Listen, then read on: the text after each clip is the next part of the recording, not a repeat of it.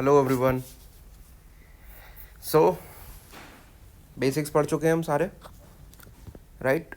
Inflation क्या होता है, कुछ रेशियोज क्या होते हैं, जीडीपी क्या होता है, जीएनपी क्या होता है, all the basics are covered. So now we are going to start with money and banking. Money and banking काफ़ी कोर कॉन्सेप्ट है, काफ़ी सवाल इससे आते हैं प्री मेंस हर जगह. सो यहाँ पर हम पढ़ेंगे व्हाट्स मनी, कैसे होता है, क्यों हम कितनी मनी प्रिंट कर सकते हैं, कितनी नहीं प्रिंट कर सकते, क्यों नहीं कर सकते, आरबीआई क्या है, आरबीआई का काम क्या है, and everything around currency, right? चलो फिर लेट्स स्टार्ट. देखो, एक बात पे ध्यान दो कि सबसे पहले क्या होता था, करेंसी एग्जिस्ट नहीं करती थी, ठीक? तो what use to happen was, barter system का नाम सुना होगा आपने कि एक हाथ से लो एक हाथ से दो, ठीक? This is simple barter system कि भाई मैं तुम्हें राइस चाहिए तो मैं राइस दे देता हूँ, पर मुझे आटा चाहिए, तुम पलट के उतना आटा दे दो. तो इस तरह से सिस्टम चलता था. बट इसमें there is this huge problem कि नहीं चाहिए मुझे आटा, मेरे पास राइस है, पर मुझे आटे वाले से आटा नहीं चाहिए, मुझे चाहिए मान लो कोई एक बहुत ही रेयर चीज़ जो उसके सामने नहीं है. पर अब मैं क्या करूँ साहब, अब मेरा राइस तो बेकार हो गया ना, मुझे उसके बदले कॉपर चाहिए, अब मुझे कॉपर नहीं मिल रहा है, ठीक? तो ये वाला पूरा सिस्टम तब हो सकता है कि तुम्हें जो सामने वाले के पास है वो चाहिए हो, और सामने वाले को एग्जैक्टली वो चाहिए जो तुम्हारे पास है, तब ये सिस्टम काम करेगा. तो इसको एक टर्म कहा जाता है which is called double coincidence of wants. Wants मतलब चाहते हैं, डबल मतलब दोनों तरफ की एक कोइंसिडेंस हो जाए, ठीक? कि यार मुझे भी वही चाहिए था और उसे भी वही चाहिए था और हमारा बेहतरीन एक लेन देन हो गया. बट ये कोइंसिडेंस है, ऐसा ज़रूरी नहीं है कि ऐसा हो, ठीक? तो इसके लिए ये बार्टर सिस्टम जो था ये धीरे धीरे प्रचलन से बाहर चला गया, ठीक? इसी को यहाँ पर दिखाया है कि एक फार्मर है, अब इसके पास बहुत सारी चीज़ें हैं, पर यहाँ पर एक क्लॉथ मेकर है, ये कपड़ा बनाता है, ये शू मेकर है, ये शूज़ बनाता है, ये एक आटे का फार्मर है. पर ये सब तभी डील कर पाएंगे ना कि अगर इसे वही चाहिए हो. अब इसे क्लॉथ चाहिए, क्लॉथ वाले को मान लो शू चाहिए, शू वाले को वीट चाहिए, वीट वाले को हो सकता है लोहा चाहिए, तो ऐसे काम नहीं चलेगा. तो इसके लिए उन्होंने कहा यार कोई ऐसी चीज़ हमें लानी पड़ेगी जो कि हम कुछ खरीदें और उसके बदले में वो कॉमन चीज़ हो, और उस कॉमन चीज़ से आदमी जाके और चीज़ें खरीद पाए, ठीक? तो ऐसी हमको चाहिए एक इंटरमीडिएट कमोडिटी. तो आपने सुना होगा, अगर आपने हिस्ट्री थोड़ी पढ़ी है, कि कुछ राजाओं ने गोल्ड कॉइन शुरू करे, कुछ ने सिल्वर कॉइन शुरू करे, कुछ ने कॉपर कॉइन शुरू करे. तो ये जो गोल्ड सिल्वर और कॉपर के कॉइन थे ना, ये यही काम करते थे कि ये आप गए, आपने आटे वाले से आटा लिया और उसके बदले में सिल्वर का कॉइन दे दिया, आपका काम क्लियर. वो जिससे जो लेगा उसे वो सिल्वर का कॉइन दे देगा. तो ऐसे क्या होगा कि एक दूसरे से लोग लेते रहेंगे और सिल्वर का कॉइन इधर से इधर, इधर से इधर, इधर से इधर, इधर से इधर चलता रहेगा. तो ये डबल कोइंसिडेंस ऑफ वॉल्स वाली प्रॉब्लम तो हो गई सॉल्व. बट इसमें भी दिक्कत है, ठीक है? अब इसमें दिक्कत है. देखो इसमें क्या दिक्कत है. सबसे पहले तो ये समझ लो, कोई भी करेंसी जो हमें चाहिए थी उसकी तीन चीज़ें होनी चाहिए. पहले तो वो मीडियम ऑफ एक्सचेंज होना चाहिए, ठीक है, कि भाई लोग एक दूसरे को खरीद बेच पाएँ उसमें. एक यूनिट ऑफ अकाउंट होनी चाहिए कि हर चीज़ जो है वो उसमें नापी जा सकती हो, कि वीट के लिए कितने सिल्वर के कॉइन्स लगेंगे ये भी नापा जा सकता है, आटे के लिए भी नापा जा सकता है, शू के लिए भी नापा जा सकता है, ठीक? तो किसी भी करेंसी के फीचर्स होते हैं that it is a medium of exchange, it is a unit of account, and it is a store of value. कि भाई वो चीज़ रहेगी, ये नहीं है कि आपने चावल है और चावल रखा हुआ है मान लीजिए करेंसी की तरह, और वो ख़राब हो गया 10 दिन में, फिर ऐसा नहीं. आपके पास जो करेंसी आप वो रखोगे तो उसकी वैल्यू रहेगी आगे तक, ठीक? बट तो हमने गोल्ड और सिल्वर में शुरू करना, यहाँ तक बात हमने कर ली. बट गोल्ड और सिल्वर में भी प्रॉब्लम आ रही थी. क्या प्रॉब्लम आ रही थी कि यार सबसे पहले तो देखो, गोल्ड कम है इस दुनिया में, अब इकॉनमी बड़ी हो रही है हमारी. पहले 10 कॉइन से काम हो जाता था, अब और लोग खरीद रहे हैं 20, 30, 40, 50, 60. इकॉनमी बढ़ती जा रही है. जब इकॉनमी बढ़ती जा रही है तो गोल्ड सिल्वर से काम चलेगा नहीं. देखो कैसे. पहली प्रॉब्लम थी स्केलेबिलिटी. स्केलेबिलिटी क्या होती है भाई? जब जीडीपी बढ़ रही है तो इकॉनमी को और पैसा चाहिए, ठीक। और पैसा के लिए इन्हें क्या दिखाना है, पैसा ये गोल्ड में दिखाएंगे, पर अगर गोल्ड इतनी तेज़ी से नहीं बढ़ा तो प्रॉब्लम आ जाएगी। ठीक। और दूसरी बात भाई, सब लोग गोल्ड लेकर चल रहे हैं, गोल्ड के बिस्किट ले लेके कहाँ कहाँ जाओगे, फिजिकल चीज़ है वो, बहुत प्रॉब्लम हो रही है। ठीक है। तो उन्होंने कहा कि यार गोल्ड से भी काम नहीं चलेगा, अब क्या करा जाए। तो इसके बाद हमारे पास आता है आज का मॉडर्न कॉन्सेप्ट जिसको कहा जाता है सेंट्रल बैंकिंग। आरबीआई टाइप का माहौल बनता है कि यार कोई ऐसा बंदा चाहिए। देखो क्या होता है, अब क्या हुआ, जिसके पास भी गोल्ड था, मान लो इसके पास 100 किलो गोल्ड था, एक पर्सन ए के पास, ये जाता है आरबीआई के पास, या फिर कोई भी एक ऐसा एक इंस्टीट्यूशन बना दिया गया, ये आरबीआई के पास गया, बोला ये लो मेरा 100 किलो गोल्ड रखो और इसके बदले में मुझे कुछ पर्चियाँ दे दो, कुछ नोट दे दो, जिन्हें आज आप करेंसी नोट कहते हो। उसने कहा बिल्कुल ठीक है, तुम ये 100 किलो लाए हो, लो इसके लिए तुम 1 लाख ले जाओ। अब तो रेट बहुत महंगा है बट हम अज्यूम कर रहे हैं, उसने 1 लाख बोला, ये 1 लाख दे जाओ, जिस दिन तुम ये 1 लाख वापस आओगे अपना गोल्ड वापस ले जाना मेरे से। सबको भरोसा है इस आरबीआई पे कि ये देगा। बढ़िया। ये अपना 1 लाख लेके पहुंचा किसके पास, मान लो शू वाले के पास। उसने कहा भाई मुझे 1 लाख के शूज़ दे दे, बदले में ये 1 लाख की पर्चियाँ ले ले। उसने कहा बिल्कुल भाई, ये लो तुम शूज़, मुझे ये पर्चियाँ दे दो। पर्चियाँ क्या हैं, तुम्हारे नोट्स। फिर ये शू वाला आगे गया, इसने मानो कार ली एक बढ़िया, 1 लाख रुपए के नोट्स उसे दे दिए, उसने भी कार दे दी। ये कार वाला फाइनली आरबीआई के पास पहुंचा, बोलता है भाई ये ले अपने पर्चियाँ, ला मुझे गोल्ड दे दे। तो आरबीआई इसको गोल्ड दे देगा। तो ये भी इसमें क्या हुआ, पर्चियों से क्या हुआ, पर्चियाँ हम कितनी भी बना सकते हैं, तो स्केलेबिलिटी वाला प्रॉब्लम सॉल्व हो गया।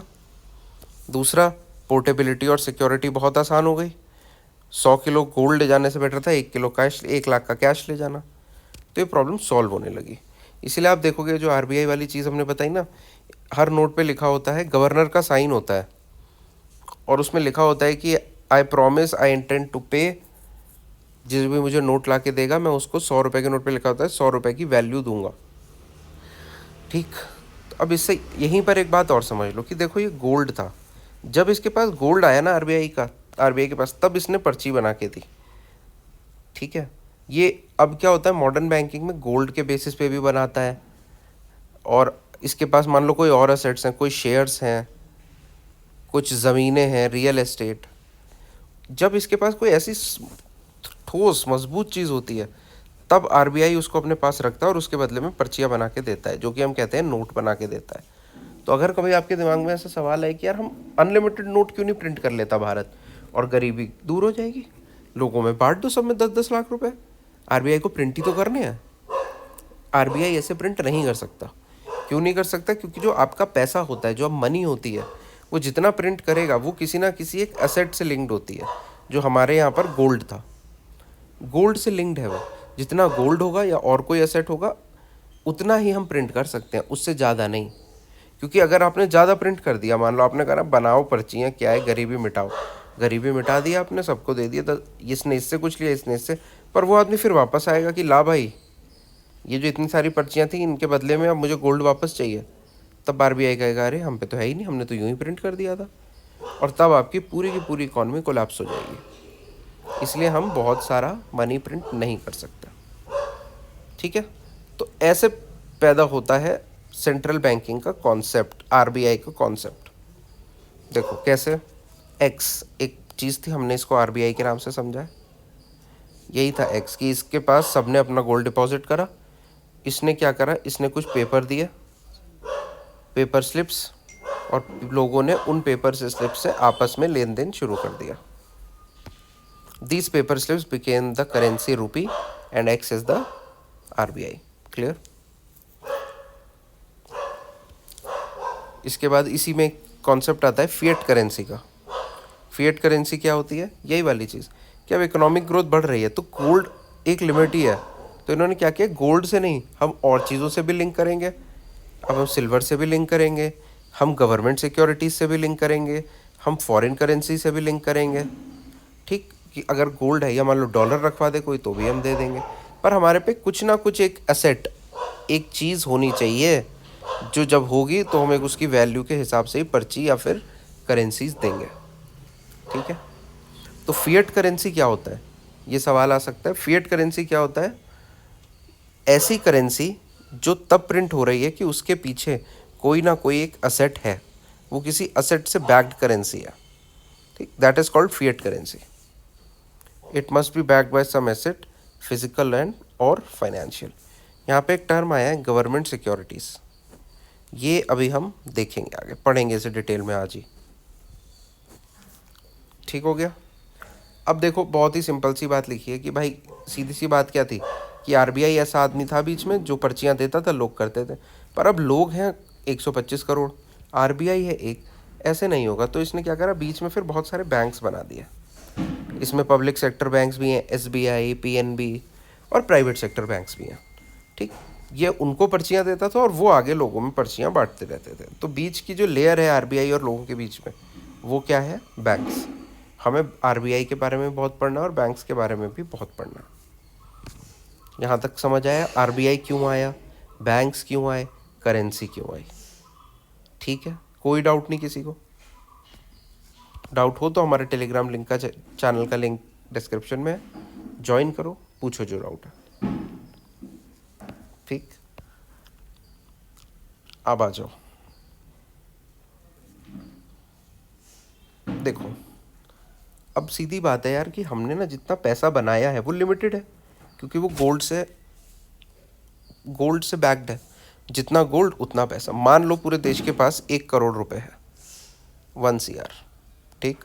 अब ये 1 CR है, अब ये लोगों ने गोल्ड दिया और लोगों ने अपने पास रख लिया, इसके बदले में आरबीआई ने लोगों को दे दिया है पैसा गोल्ड रख के। अब ये 1 करोड़ है, ये 100 लोगों में बटा हुआ है, मान लो 1 लाख 1 लाख करके, 1 लाख ए पे है, 1 लाख बी पे है, 1 लाख सी पे है, सब लोगों के पास 1-1 लाख रुपए है। बट अब बात यह है कि ये पैसा रोटेट होना चाहिए। कोई अपने बिजनेस खड़ा कर रहा है, मान लो तुम एक इंडस्ट्री लगा रहे हो, ठीक है, छोटी सी तुम लगा रहे हो एक फैक्ट्री। अब इस फैक्ट्री के लिए तुम्हें क्या चाहिए बताओ? थोड़ा पैसा चाहिए। अब पैसा कहाँ से लाओगे यार? कैसे लाओगे? बैंक से लोगे, और बैंक कहाँ से पैसा लाएगा? बैंक ने तो गोल्ड रखा था और पैसे दे दिए थे लोगों को उसके बदले में पर्चियाँ, ठीक। तो अब हम क्या करेंगे, अब देखो ये जो 1 लाख जिन लोगों पे था ना, अब हम जाएंगे इनके पास पे थे, हमने इनसे कहा कि यार तुम कुछ सेविंग्स भी तो करते हो क्या? बोले हाँ भाई बिल्कुल करते हैं, 1 लाख रुपए में से 50,000 तो हम बचा ही लेते हैं। हमने कहा बहुत बढ़िया बात है, तो एक काम क्यों नहीं करते यार, इनको बैंक में डाल दो एफडी बना के, और बैंक क्या करेगा, बैंक तुमको 6% का इंटरेस्ट देगा। तुम्हारी तो कमाई होगी, वो पैसा घर में रखोगे तो उसकी वैल्यू धीरे धीरे कम होगी इन्फ्लेशन से, इसे बैंक में रखो, 6% का इंटरेस्ट लो। इसने कहा बात तो सही कह रहा है यार। तो इस आदमी ने क्या करा, अपनी जो सेविंग्स थी वो बैंक में डाल दी 6% के इंटरेस्ट पे। अब बैंक के पास सबका 50-50 हज़ार आ गया है, 100 लोगों का, तो इसके पास 50 लाख रुपए आ गए। बैंक ने क्या करा, बोला यार 50 लाख आ गए हैं, देखो अब मैं क्या करता हूँ, ऐसे एक दिन तो सब आ नहीं जाएंगे लेने, ऐसा तो नहीं होगा सब एकदम आ गए और पैसा लेने। तो क्या करता हूँ, एक काम करता हूँ मैं ना, इंडस्ट्री को पैसा चाहिए था, उस आदमी को फैक्ट्री लगाने के लिए पैसा चाहिए, तो मैं उसको फैक्ट्री लगाने के लिए पैसा देता हूँ, और मैं इस पैसे को ना इसको दे देता हूँ 9% का लोन पे। उन्होंने कहा बहुत बढ़िया। अच्छा, अब ये आदमी जो फैक्ट्री वाला था इसको चाहिए पैसा, उसने कहा ठीक है मैं 9% के लोन पे दूंगा। बैंक ने क्या बोला कि ये ले 6% मैं इस बंदे को दे दूंगा, तो बैंक ने यहाँ पर 3% कमा लिया। तो बैंकों ने कमाई करी, बैंकों ने अपने एम्प्लॉयज़ को सैलरी दी, बैंकों ने 100 चीज़ें करी, सरकारी बैंक है तो उसने लोगों को और चीज़ें दी, और कुछ कई बार सस्ते लोन दे रहे हैं, जो गरीब लोग हैं उन्हें सस्ते लोन दिए, वो उनके 3% के प्रॉफिट से होता है। तो बैंक ने इस तरह कमाया, लोगों ने ये 6% कमाया। और अगर मान लो यहाँ पर लोग कहते हैं मैं रखूँगा ही नहीं सेविंग्स में कुछ, मैं नहीं दूंगा बैंकों में, मैं कहीं नहीं डालूंगा, तो फिर ये पैसा घूम ही नहीं पाएगा। समझ में आता है? पैसा घुमाना है। इकॉनमी काम करती है जब लोग अपनी सेविंग्स को कहीं इन्वेस्ट करें। वो बैंक में भी एफडी बनाते हैं, वो शेयर मार्केट में भी लेते हैं, वो म्यूचुअल फंड भी लेते हैं, वो ज़मीनें भी लेते हैं, वो गोल्ड भी लेते हैं, वो बहुत चीज़ें लेते हैं। तो सरकार या पूरी दुनिया क्या चाहती है कि आपका पैसा ना घर में पड़ा पड़ा बेकार ना हो, आप उसे कहीं लगाओ।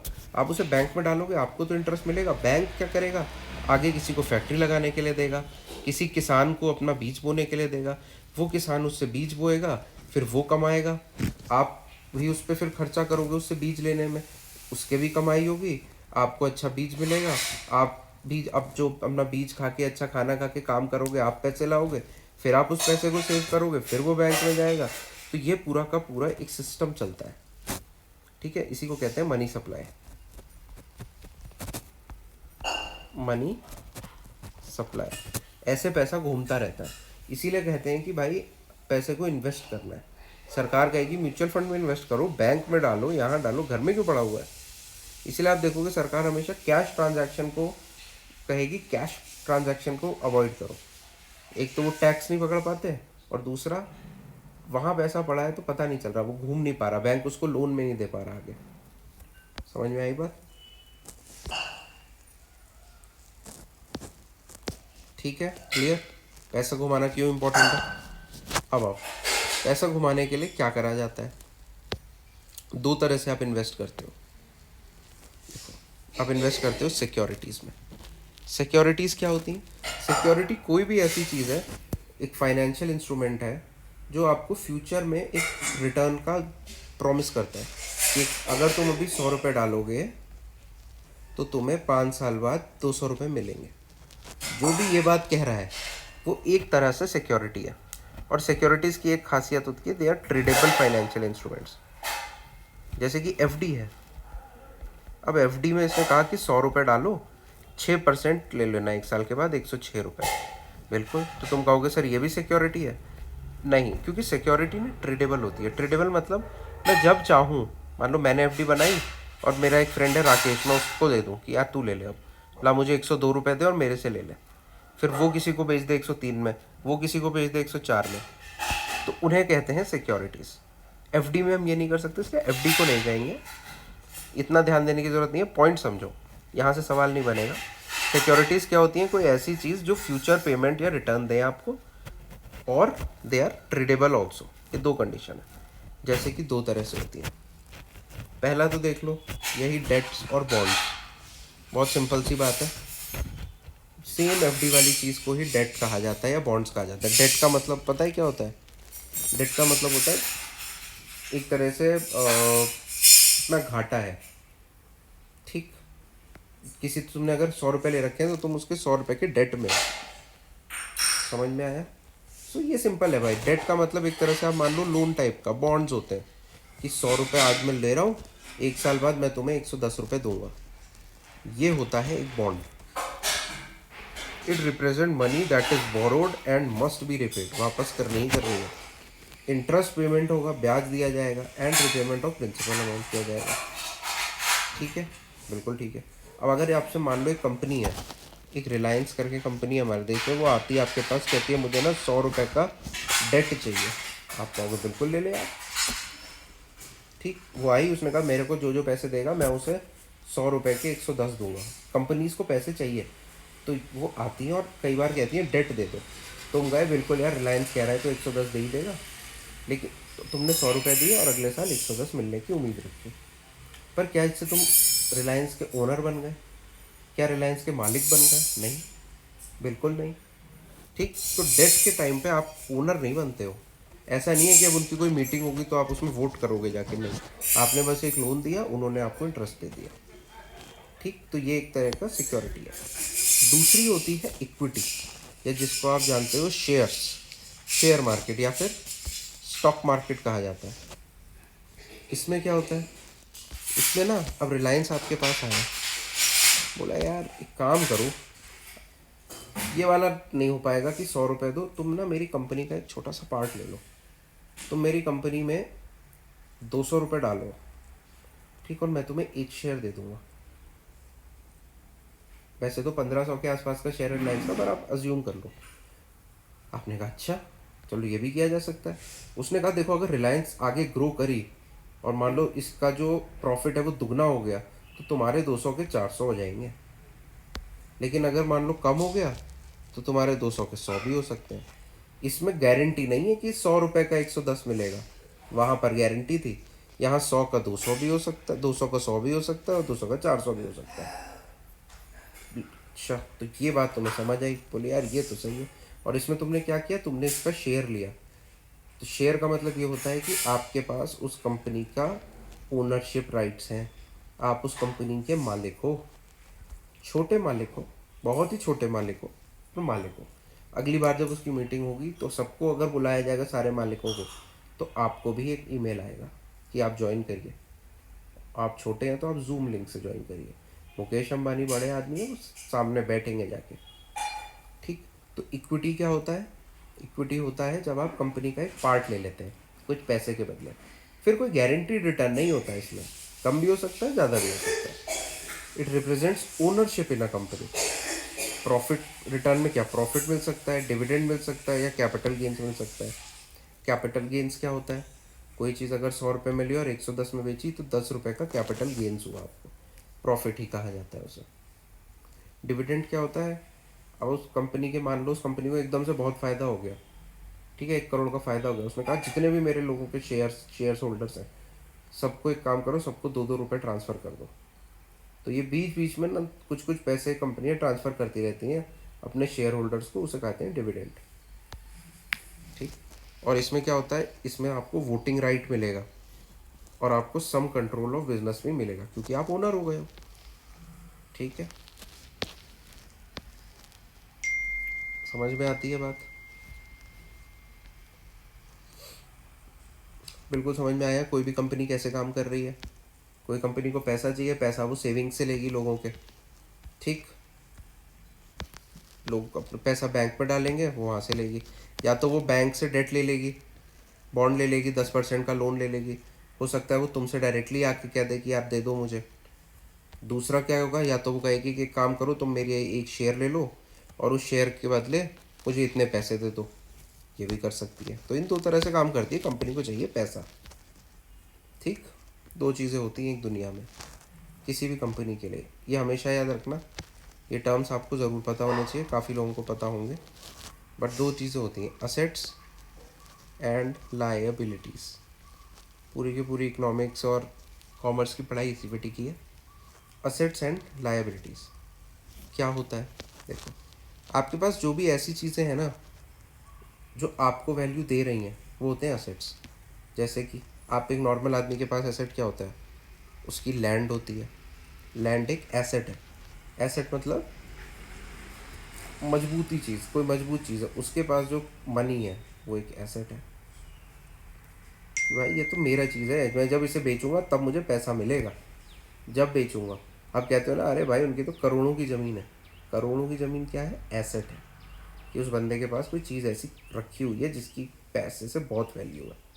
लैंड एक एसेट है, मनी एक एसेट है, गोल्ड एक एसेट है, शेयर्स, तुम्हारे पे 50,000 के शेयर्स हैं, जिस दिन शेयर्स बेचोगे उस दिन 50,000 मिलेगा। तो ये होते हैं एसेट्स। दूसरी चीज़ क्या होती है? लाइबिलिटी। लाइबिलिटी क्या है? लाइबिलिटी का मतलब, अभी यार इसका मुझे ना कुछ करना है। जैसे कि लोन्स, तुम्हारे सर पे एक लोन चल रहा है 5 लाख रुपए का, अब ये तुम्हें चुकाना है, तो तुम्हारा कुछ पैसा इसमें जाता रहेगा। तो loan will be a liability. समझ में आ रहा है? लोग कहते हैं कि भाई कार इज़ अ लायबिलिटी, कि अब तुम्हारे पे कार है तो वैसे तो एसेट है, पर अब इसमें पेट्रोल डलवाओ, खर्चा हुआ। फिर इसमें अपना भाई इसकी वैल्यू भी कम होती जाती है। 10 लाख की कार बेचने जाओगे तो 4 लाख की बिकेगी। उसके बाद इसमें क्या होता है? इसमें आप मेंटेनेंस कराते रहो। तो कहते हैं बड़ी लायबिलिटी है यार किसी चीज़ को रखना। आपके घर में कोई ऐसा आदमी रह रहा है, आप ये मान लो, जो कि करता कुछ नहीं है और खाता पीता, पैसा खर्चा ये सब कराता है, तो इसी आदमी को कहा जाता है ये तो यार एक लायबिलिटी है। जब लड़के लड़कियां ना 23-24 साल के हो जाते हैं, पैसा कमा नहीं रहे होते हैं, एग्ज़ाम निकल नहीं रहे होते हैं, शादी हो नहीं रही होती है, तब उन्हें बोल दिया जाता है कि अभी आदमी लायबिलिटी हो गया है हमारे लिए, कि अब यार इस पर खर्चा जो हुआ है वो होता ही जा रहा है और पलट के कुछ नहीं मिल रहा है।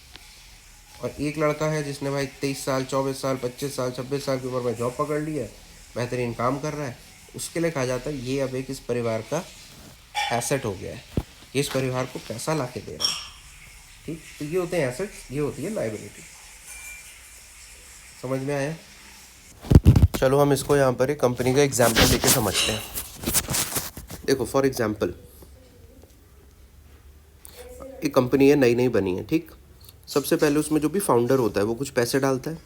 आप अगर एक कंपनी शुरू करोगे तो आप उसमें थोड़ा सा पैसा डालोगे, मान लो आपने 1 करोड़ रुपए डाला, राइट।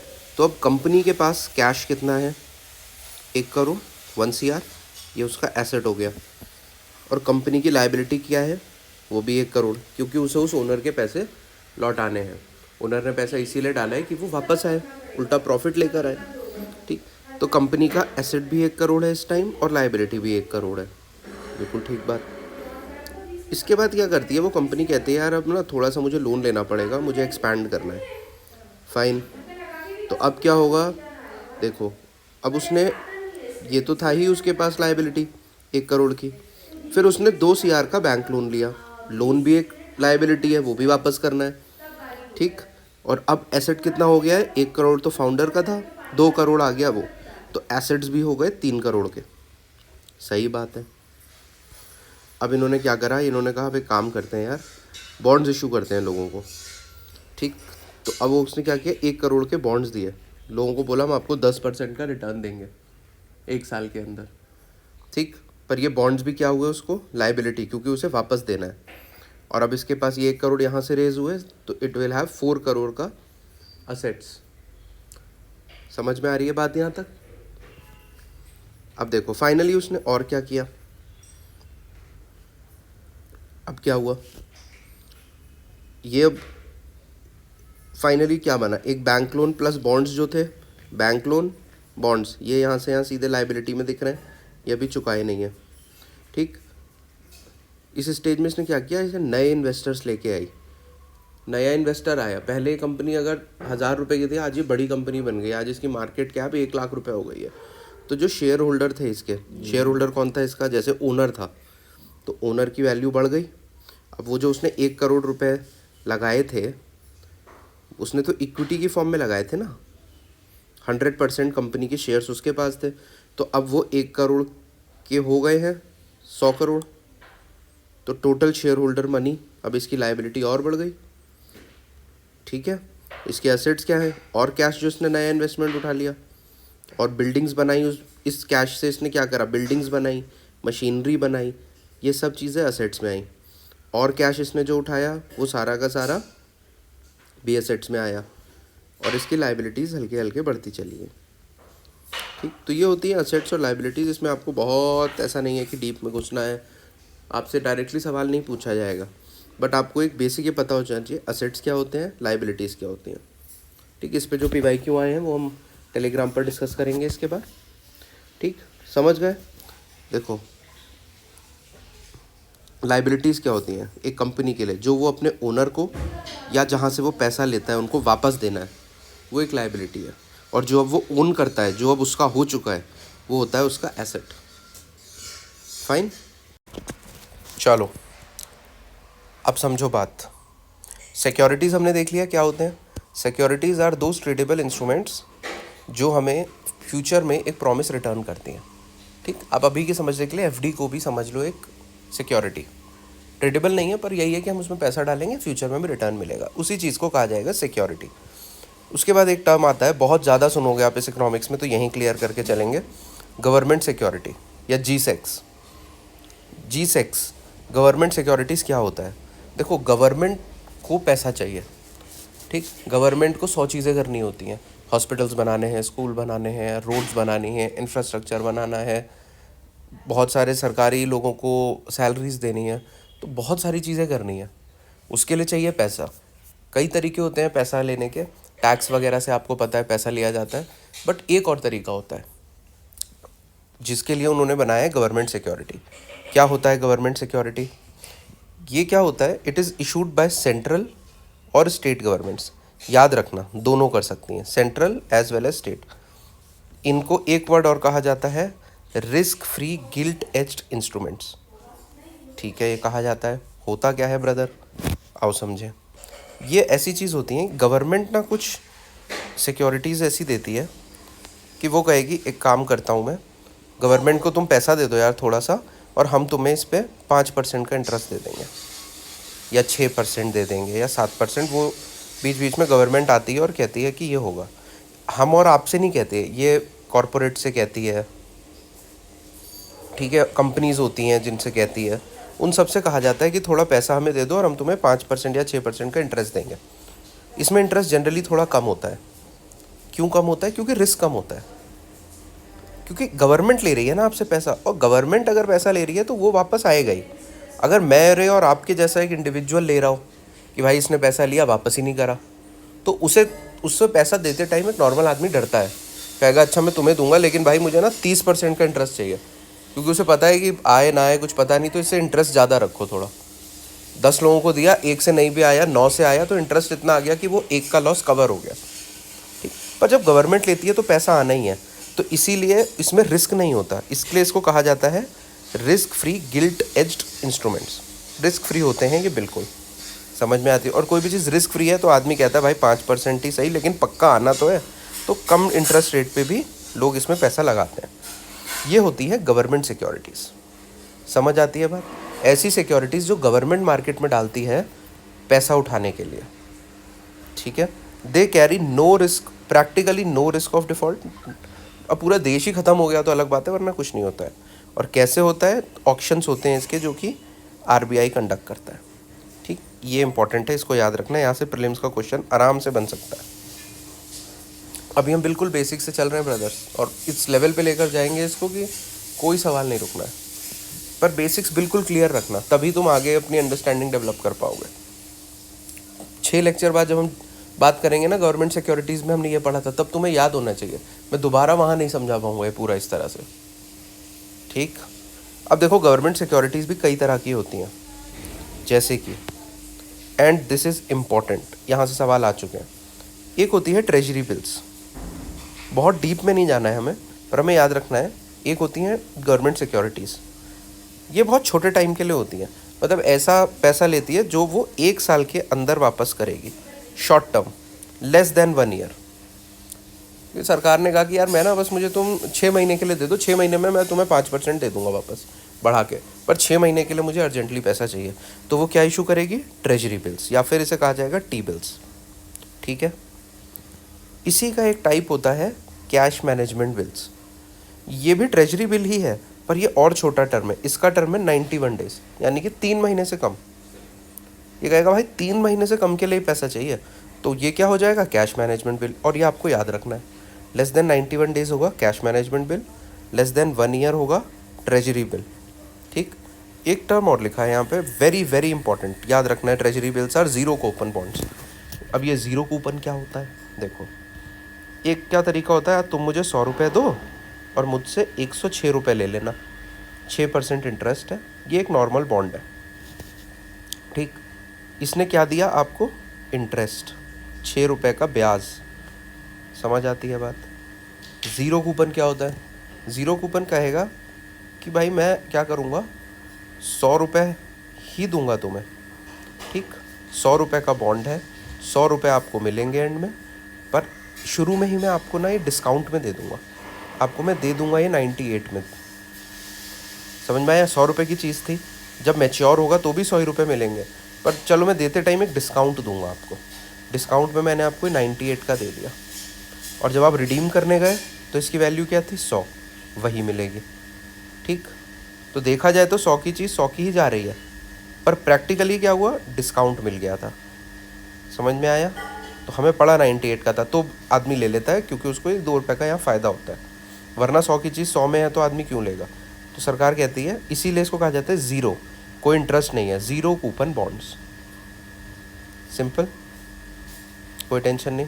सेम चीज़ यहाँ होती है कैश मैनेजमेंट बिल, इसमें बस एक ही फ़र्क है कि भाई यहाँ पे 91 डेज से कम के लिए सरकार आपसे पैसा लेगी और आपको बॉन्ड इशू करेगी। 4 से 5 साल के लिए, 5 साल से ऊपर के लिए अगर कुछ होता है, it is called dated securities, ये लॉन्ग टर्म होती है। अब इनमें दोनों तरह के फ्लोटिंग रेट्स हो सकते हैं।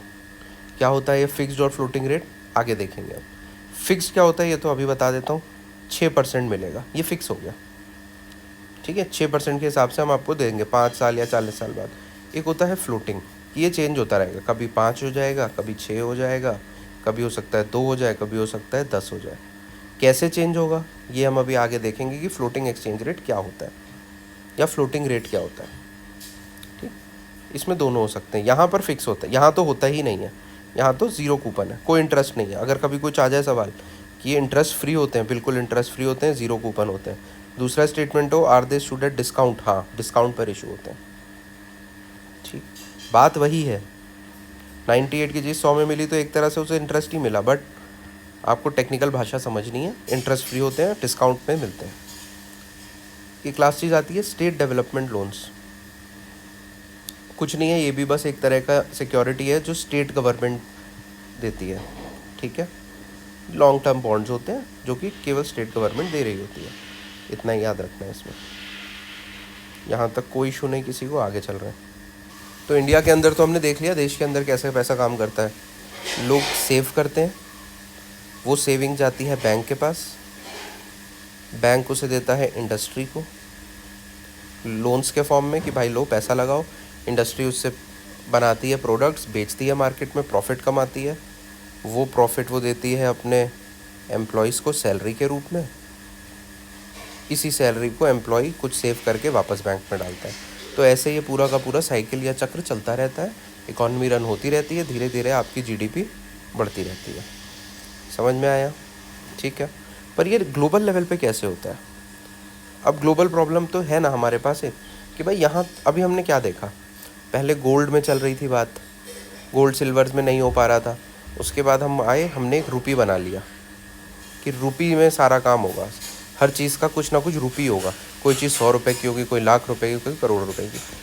लेकिन अब इन्होंने अपना डॉलर बना रखा है, इन्होंने अपना डॉलर बना रखा है, इन्होंने अपना यूरो बना रखा है, यूरोप वालों ने।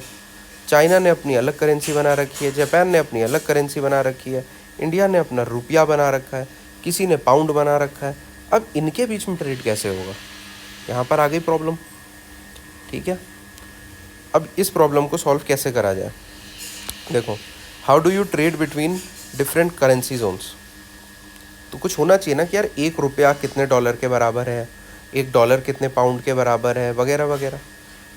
बिल्कुल होना चाहिए, होता भी। आपको पता है कि 1 डॉलर अब 90 रुपीज़ के बराबर हो चुका है।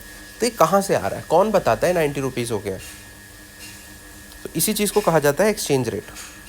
एक्सचेंज रेट क्या होता है? This is the price of one currency in terms of the other currency. ठीक, अभी हमने ऊपर बात करी थी फिक्स्ड और फ्लोटिंग की, यहाँ पर अब हम समझेंगे क्या होता है। आओ देखें, आरबीआई ने रुपी की जो वैल्यू थी वो पहले फिक्स करी थी 1 डॉलर, और यहाँ आते आते 1993 आते आते 31 रुपये तक ले आई थी कि 1 dollar is equal to 31 rupees. कैसे? गवर्नमेंट कर रही है, फिक्स्ड है। आज जैसा नहीं है कि डेली चेंज हो रहा है, फिक्स था, गवर्नमेंट खुद करती थी। तो गवर्नमेंट खुद ही क्यों कर रही है? ये तो रुपया कमज़ोर हो रहा है ना। नहीं, समझो रुपया कमज़ोर कैसे हो रहा है, और कमज़ोर होने से फ़ायदा होता है। ठीक है, क्यों करना पड़ता है सरकार को? देखो फॉर एग्जांपल, अभी एक कॉन्सेप्ट को समझो, रुपी डिवैल्यूएशन। डिवैल्यूएशन का मतलब, मान लो आज 1 डॉलर 80 रुपये का है, 80 rupees, right. What government did, इन्होंने कहा कि हम अपनी इसको डिवैल्यू करेंगे, हम कहेंगे इट इज़ इक्वल टू, अगले दिन से हमने कहा कि आज से 1 डॉलर 100 रुपये के बराबर है। तो अब आपको क्या लगेगा कि यार ये तो रुपया कमज़ोर हो गया, मोदी जी तो काम ही नहीं कर रहे हैं, क्या मतलब है इस बात का? ठीक, और बिल्कुल ठीक बात है, होना तो नहीं चाहिए। पर हमने देखा यहाँ सरकार ने खुद ही 1 रुपये से 31 तक कर दिया था। तो क्यों करते हैं? और इससे बहुत बार सवाल आया होता है कि करेंसी डिवैल्यूएशन से ना एक्सपोर्ट्स आपके देश के कॉम्पिटिटिव बनते हैं, एक्सपोर्ट्स में फ़ायदा होता है। कैसे? समझो एक बात, मान लो इंडिया में एक प्रोडक्ट 1000 रुपये का बन रहा था। ठीक, मान लो एक बासमती चावल की बोरी है ये, जो हम एक्सपोर्ट करते हैं, ये 1000 रुपये की थी। ठीक है भैया, 1000 रुपये की थी। अब एक्सचेंज रेट अभी था 80। ठीक, तो जो यूएस में बंदा बैठा है उसको कितने डॉलर देने पड़ेंगे इसके लिए? इसको देने पड़ेंगे 1000 डिवाइडेड बाई 80 इक्वल टू $12.5 इसको देने पड़े, एक बोरी ऑफ बासमती राइस के लिए। ठीक है, देने पड़े, बिल्कुल सही। अब अगले दिन इंडिया आता है, कह रहा है अब हमने ना इसको ये कर दिया है, डिवैल्यू कर दिया है। पर अभी भी हमें तो $1000 पड़, हमें तो 1000 ही रुपये पड़ रहा है। ठीक, पर अब यूएस वाले को कितना देना पड़ा? उसको देना पड़ा 1000/100, यानी कि $10। पहले कितना देना पड़ा? $12.5। अब कितना देना पड़ा? $10। तो अब यूएस में जो आदमी बैठा है वो तो कहेगा ना यार कि इंडिया से ज़्यादा सामान लेता हूँ, इंडिया का में सामान अब सस्ता हो गया है, राइट। तो वो इंडिया से और चीज़ें खरीदेगा, तो इंडिया का जो एक्सपोर्ट है वो बढ़ने लगेगा। ठीक, समझ में आती है बात? क्यों करेंसी डिवैल्यूएशन से एक्सपोर्ट बढ़ते हैं देश के? ठीक, एक्सपोर्ट्स को बढ़ाने के लिए कई बार हम करेंसी को डिवैल्यू करते हैं। समझ में आ रही है बात? एक्सपोर्ट बढ़ गए, यूएस में बैठा आदमी अब इंडिया से ज़्यादा लेने लगेगा, एक्सपोर्ट्स बढ़ते जा रहे हैं। समझ में आ रहा है? ठीक है। इंडिया वाले को क्या था, पहले वो कितना कमा रहा था? पहले वो कमा रहा था $12.5। कितने रुपए कमा रहा था देखो, $12.5, और उस टाइम एक्सचेंज रेट क्या था? 80। तो वो कमा रहा था $1000। अब क्या था? अब वो $10 मिल रहे थे उसे ये वाले, और अभी एक्सचेंज रेट का था 1000। तो वो इस केस में भी 1000 ही कमा रहा था। वो तो $1000 कमा रहा है, पर यूएस वाले को सस्ता पड़ रहा है तो वो और ऑर्डर करने लगेगा। ठीक है, तो अगर वो पहले 2 बोरी बेच रहा था तो अब 4 बोरी बेचेगा और वो दुगना कमाएगा। सो एक्सपोर्टर्स को हमेशा फ़ायदा होगा। क्लियर? इस वजह से क्या होता है, सरकारें कई बार चाहती हैं कि उनकी जो ये है एक्सचेंज रेट है ये कम रहे। ठीक है, करेंसी थोड़ी वीक करती हैं खुद ही। चाइना ने तो कई बार किया है भाई साहब, जब उन्हें, चाइना तो इतनी बड़ी पावर है, पर वो क्या करता है, वो भी अपनी करेंसी को कई बार डिवैल्यू करेगा। क्यों? क्योंकि उसका तो मेन गेम ही एक्सपोर्ट्स का है। वो इंडिया में भी अपने एक्सपोर्ट सस्ते पंप अप करता है, यूएस में भी करता है, पूरी दुनिया में डालता है चाइना। तो वो कई बार अपनी करेंसी को जानबूझ के डिवैल्यू कर देता है। समझ में आ रहा है? ठीक, अभी हम आगे अच्छे से और समझेंगे। देखो गोल क्या है, devaluation makes exports cheaper and imports costlier. ठीक है, जब एक्सपोर्ट्स में फ़ायदा हो रहा है तो इम्पोर्ट में नुकसान हो रहा है। फिर हम जिस चीज़ को $1 की चीज़ अगर हम ले रहे थे, पहले 80 रुपये दे रहे थे, अब 100 रुपये देने पड़ रहे हैं। तो जो इम्पोर्ट है, इम्पोर्ट क्या चीज़ होती है? आयात, जो हम बाहर से लेते हैं, वो कॉस्टलियर हो गया। तो हम बाहर से चीज़ नहीं लेंगे, फिर हम यहाँ से बना के एक्सपोर्ट करेंगे, तो हम जाएंगे आत्मनिर्भरता की तरफ। Modi ji will be happy.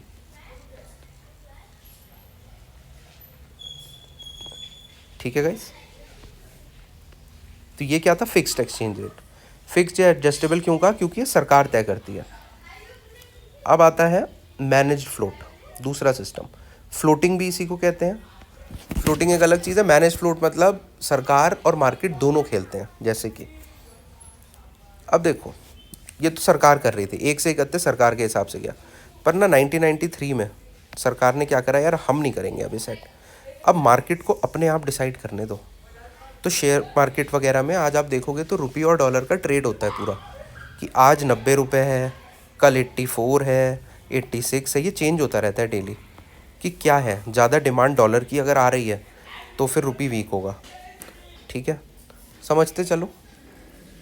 आपसे डिटेल में अगर सवाल पूछा गया, यही पूछा जाएगा कि एक्सपोर्ट्स को फ़ायदा होता है या नुकसान होता है, हमें वहाँ तक रहना है। पर हाँ, फिक्स क्या होता है, जहाँ सरकार करती है। मैनेज फ्लोटिंग क्या होता है, जहाँ मार्केट करता है। और मैनेज्ड क्या होता है, जहाँ मार्केट ही करता है। हर दिन चेंज होगा, देखेंगे डिमांड सप्लाई। डॉलर की ज़्यादा डिमांड है क्या? ज़्यादा डिमांड अगर डॉलर की है तो डॉलर महंगा होगा, मतलब हमें ज़्यादा रुपए देने पड़ेंगे। कभी डॉलर की डिमांड कम है तो डॉलर सस्ता हो जाएगा तो कम पैसे देने लगेंगे। तो इसे कहते हैं फ्लोटिंग। और मैनेज फ्लोट क्या होता है कि फ्लोटिंग ही चल रहा है, पर बीच बीच में सरकार आएगी और कुछ कुछ कर सकती है अगर बात हाथ से निकलने लगे। तो इसीलिए फ्लोट तो है पर मैनेज्ड है, सरकार थोड़ा मैनेज करेगी। ये नहीं एकदम 90 से 100 हो जाए और सरकार बैठी रहे, नहीं, सरकार उसमें बोलेगी, इसलिए होता है मैनेज फ्लोट।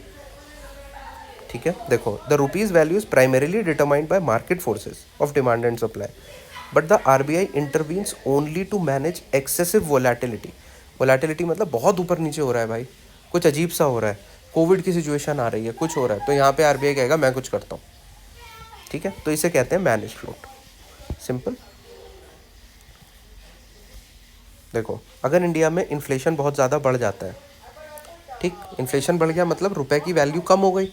रुपए की वैल्यू कम हो गई मतलब $1 अगर पहले 80 में मिल रहा था तो अब 82 में मिलेगा, क्योंकि रुपए की वैल्यू कम हो गई, इन्फ्लेशन हो गया। तो इसका मतलब रुपी, इसी को कहते हैं हम रुपी डेप्रिशिएट कर गया।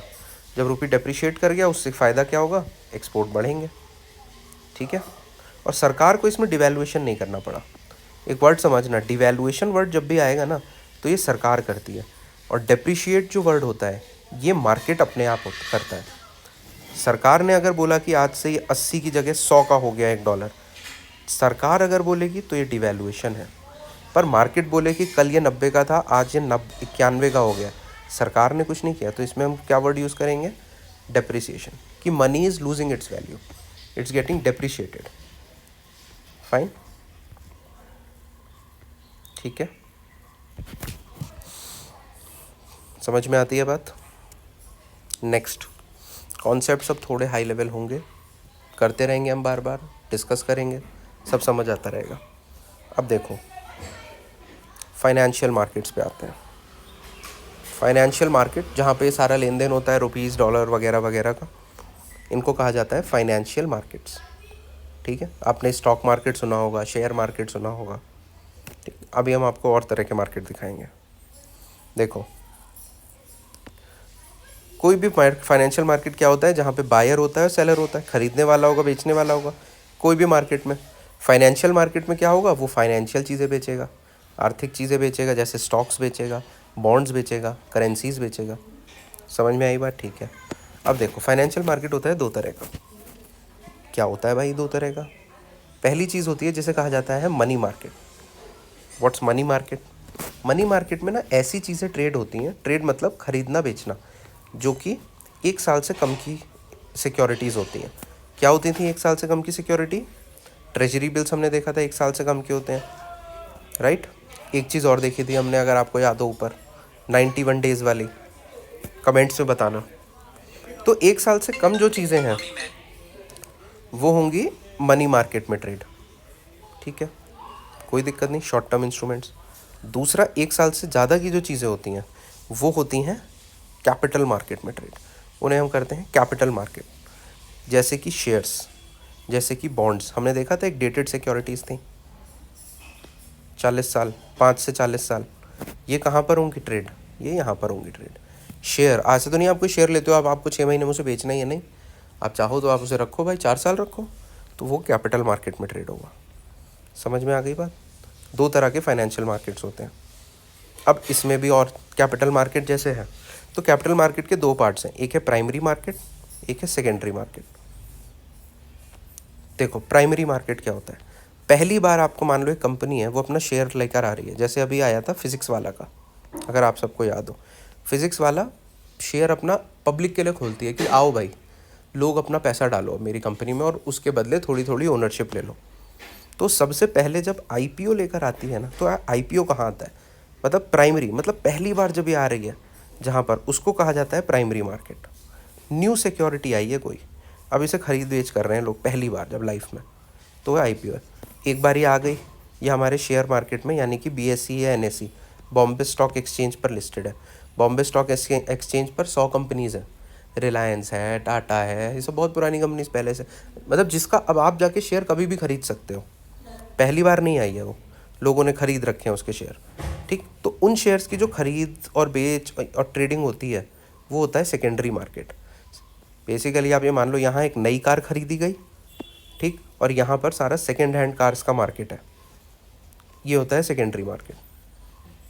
जिन्होंने ले रखा है, अब कोई उसको बेचना चाहेगा, कोई खरीदना चाहेगा। मान लो आपने कार ली थी 10 लाख की, पहली बार जब वो कार आई 10 लाख की, तो वो यहाँ बिकी, एक आदमी ने खरीदी, अब वो इधर आ गया, उसने कहा यार मैं 10 लाख की कार को ना 4 लाख में बेच रहा हूँ, तो किसी ने 4 में ले ली, वो बोलेगा मैं इस 4 का 5 कर दूंगा, उसने 5 में बेच दी। फिर एक आया, उसने कहा मैं 3 में बेचता हूँ, तो ये अब सारा काम सेकेंडरी मार्केट में होता है। ठीक है, ये कोई बहुत याद रखने की नीड नहीं है, पर आपको कैपिटल मार्केट ज़रूर याद रखना है। ठीक है, यहाँ पर भी मनी मार्केट में भी सेम कॉन्सेप्ट, कोई चीज़ जब पहली बार आती है तो प्राइमरी मार्केट, और उसके बाद जब वो फिर से ट्रेड होती है तो secondary market. So this video is done now. Next video we are going to go into more details now, and next video से बहुत ज़्यादा सवाल आने वाले हैं। So from next time onwards we are going to see कि exactly what's banks कैसे काम करते हैं, आरबीआई का पूरा स्ट्रक्चर क्या है, कमर्शियल बैंक्स क्या होते हैं, कोऑपरेटिव बैंक्स क्या होते हैं, नेशनल बैंक्स क्या होते हैं, बैंक्स को क्या प्रायोरिटी सेक्टर लेंडिंग करनी होती है, and everything money and banking completely we'll end it in the next lecture, right? ठीक है, थैंक यू। कुछ सवाल हो तो you can ask in the comments. The Telegram group का link is also in the comments and in the description box, you can join it. वहाँ पर we'll have a discussion very soon. Okay.